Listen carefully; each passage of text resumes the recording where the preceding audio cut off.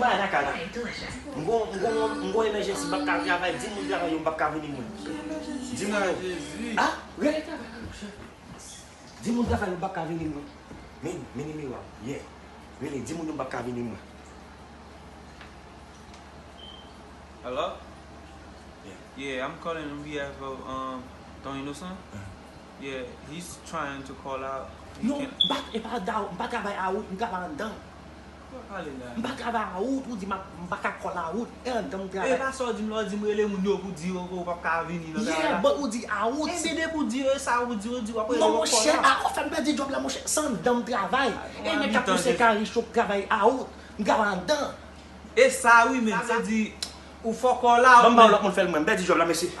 C'est dit ma out, mpa travail out mon cher, c'est. Yo, bloody, attendez. L'autre call out ça veut dire que ou pas vini même. Non. Ah, de côté, gen moun ki travail dehors, ou travail dans sans dan travail pas. Eh bien, c'est même pas pour la pour venir pour. C'est ben di job là. Qui on fait ou di moun non. Habitant. Ma out là. Kokita. Shit.